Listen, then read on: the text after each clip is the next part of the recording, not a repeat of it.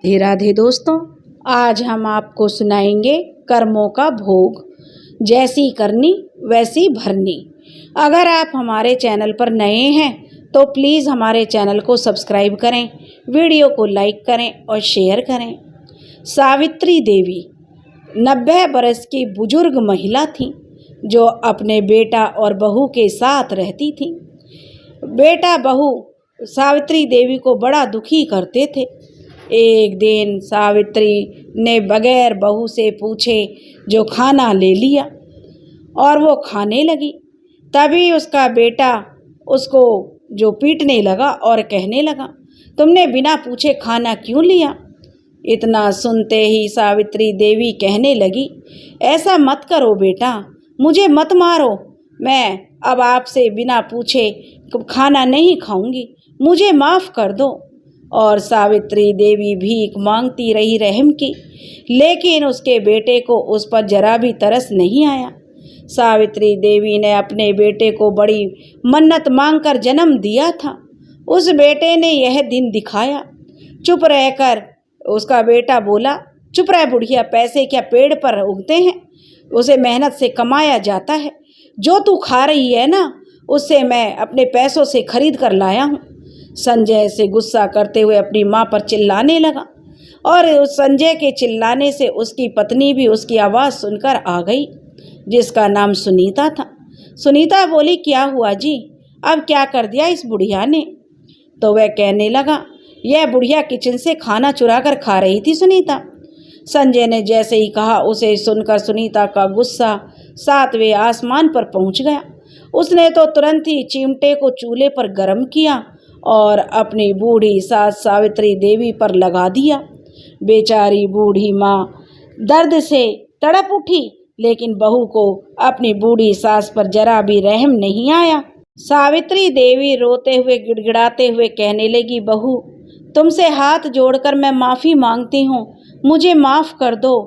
तभी सुनीता कहने लगी, चुप कर बुढ़िया, पता नहीं यह बुढ़िया कब मरेगी। यह बोलकर सुनीता ने उसे एक लात मारी और वहाँ से चली गई।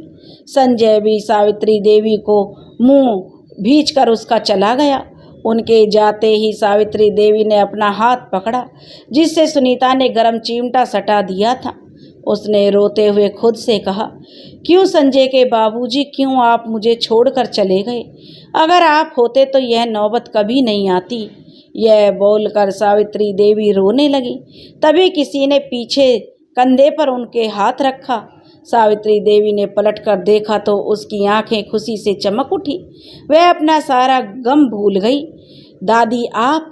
सावित्री देवी के पीछे उसके पोते खड़ी थी और सावित्री देवी की आंखों से आंसू पूछते हुए कहने लगा, अभी जो कुछ देर पहले हुआ है ना, उसे मैंने देख लिया था।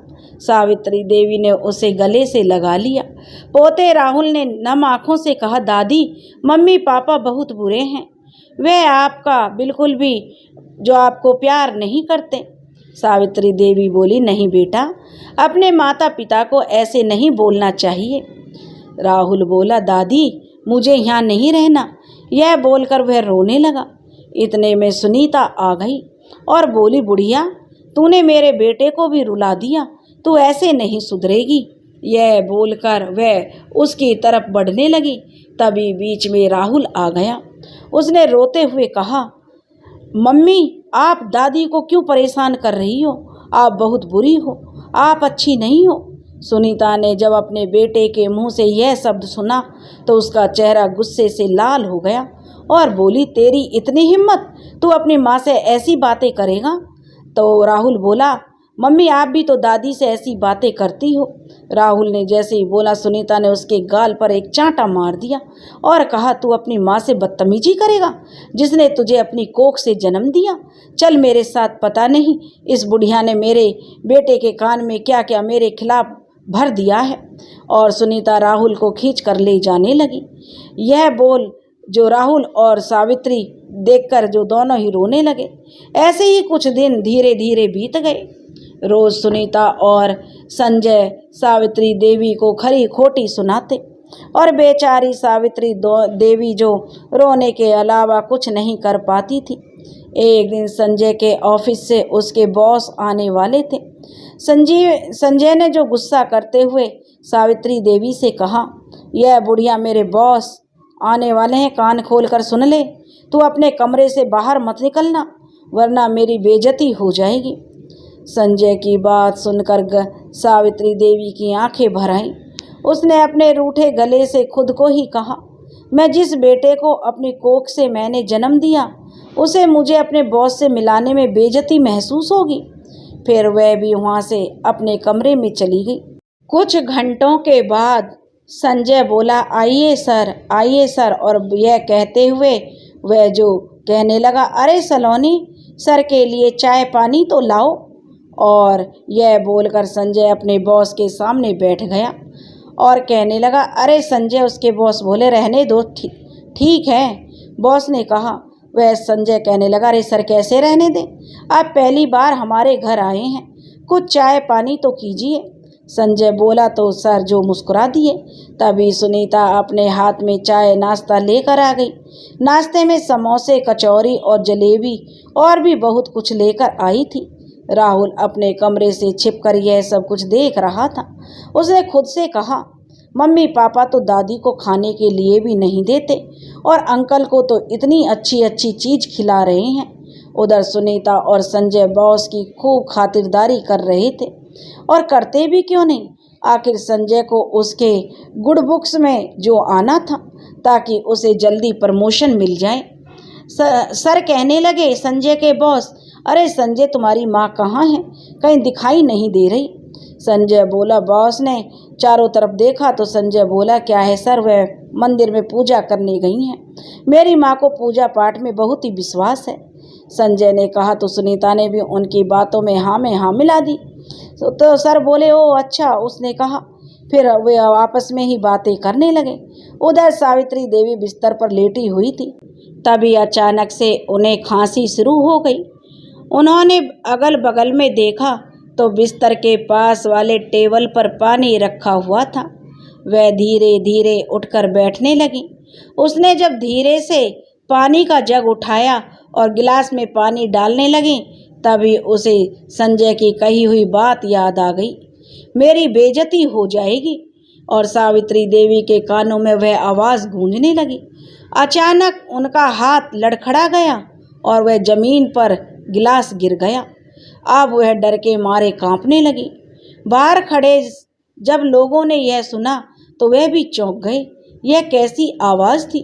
बॉस ने खड़े होते हुए पूछा, क्या हुआ? तो संजय ने हकलाते हुए कहा, कुछ नहीं।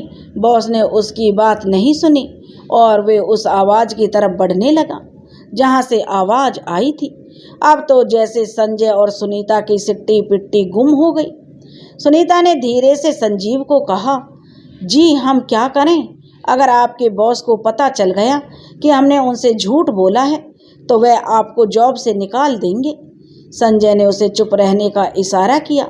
उसे समझ नहीं आ रहा था कि अब वो क्या करे। जब बॉस ने सावित्री देवी के कमरे का दरवाज़ा खोला तो देखकर हक्का बक्का रह गया। वह जल्दी से भागते हुए सावित्री देवी के पास आया और उन्हें अच्छे से बैठा दिया और बोला, माँ जी आप ठीक तो हैं ना? तो सावित्री देवी ने कहा कि हाँ बेटा। बॉस ने फिर संजय की तरफ देखते हुए कहा, संजय तुमने मुझसे झूठ बोला और तुम ऐसा कैसे कर सकते हो अपनी माँ के साथ, जिसने तुम्हें पाल पोस कर बड़ा किया? तुम सिर्फ नाम के संजय हो। तुम्हारा काम बिल्कुल राक्षसों जैसा है। जो इंसान अपनी माँ की इज्जत नहीं कर सकता, मैं उसे अपनी नौकरी में नहीं रखूँगा। संजय बोला, सर प्लीज़ ऐसा मत कीजिए, और वह गिड़गिड़ाने लगा। पर बॉस ने उसकी एक नहीं सुनी और बॉस वहाँ से चला गया। अब संजय का गुस्सा 7वें आसमान पर था। वह बोला, बुढ़िया तेरी इतनी हिम्मत, तेरे कारण मेरी नौकरी चली गई। यह बोलकर वह अपनी माँ को मारने लगा। उसकी माँ कहने लगी, बेटा मुझे माफ़ कर दो, मैंने जानबूझकर यह सब नहीं किया। वह बेचारी दर्द से तड़पने लगी। छोटा सा राहुल यह सब देख रहा था। उसकी आंखों से आंसुओं की धारा बह रही थी। संजय ने सावित्री देवी का हाथ पकड़ा और अपने घर से धक्का मारकर बाहर निकाल दिया और उसके मुंह पर दरवाज़ा बंद कर दिया। सावित्री देवी बोली, नहीं बेटा ऐसा मत करो, मैं इस बुढ़ापे में कहाँ जाऊंगी, मुझे माफ़ कर दो बेटा। यह बोलकर सावित्री देवी दरवाज़ा पीटने लगी। सुनीता ने अंदर से कहा, तू जहन्नुम में जा बुढ़िया। और सावित्री देवी वहीं दरवाजे के बाहर बैठकर रोने लगी। कई घंटे बीत गए, तकरीबन 4-5 घंटे बीत गए, किसी ने भी दरवाज़ा नहीं खोला।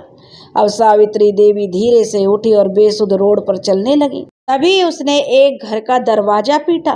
अंदर से आवाज़ आई, अभी आई। फिर किसी ने दरवाज़ा खोला। सावित्री देवी ने उसे देखते हुए कहा, बेटी क्या मुझे कोई काम मिलेगा? मैं झाड़ू पोछा बर्तन साफ करने के लिए तैयार हूँ, कृपया करके मुझे काम दे दो, मुझे माफ़ कर दीजिए। वह कहने लगी, औरत, पर मेरे घर में बहुत सारे नौकर पहले से हैं, मुझे किसी की ज़रूरत नहीं है। यह बोलकर उस महिला ने दरवाज़ा बंद कर दिया। सावित्री देवी की आंखें भर आईं। वह वापस रोड पर चलने लगी। तभी अचानक वह किसी गाड़ी के सामने आ गई।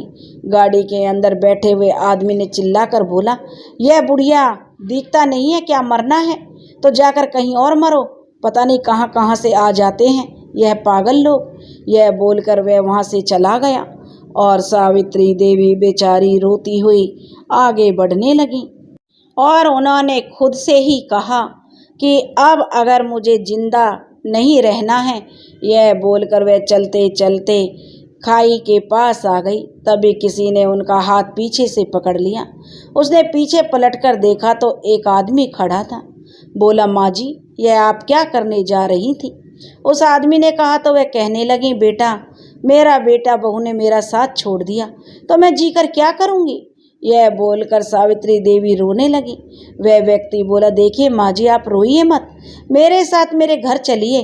फिर उसने भी नम आँखों से कहा, मेरी माँ ने मेरा साथ जो बचपन में छोड़ दिया था, आप भी मेरी माँ जैसी हैं, प्लीज़ मेरे साथ चलिए। उसकी बात सुनकर सावित्री देवी की आंखें भर आईं और उसके साथ चली गई। उस आदमी का घर काफ़ी बड़ा था। सावित्री देवी ने उस आदमी से कहा, बेटा, मैं यहाँ क्या काम करूँगी? वह आदमी बोला, बस आपको एक ही काम करना है, मुझे ढेर सारा प्यार करना, बिल्कुल अपने बेटे की तरह। यह बोलकर दोनों अंदर चले गए। कुछ देर बीत गई। सावित्री देवी राघव को बिल्कुल अपने बेटे जैसा प्यार करती थी। राघव भी सावित्री देवी को बिल्कुल एक माँ का प्यार और सम्मान देता था जिसकी वह हकदार थी। एक दिन राघव ने सावित्री देवी से पूछ ही लिया, माँ, आप उस दिन वहाँ काई के पास क्यों आत्महत्या कर रही थी?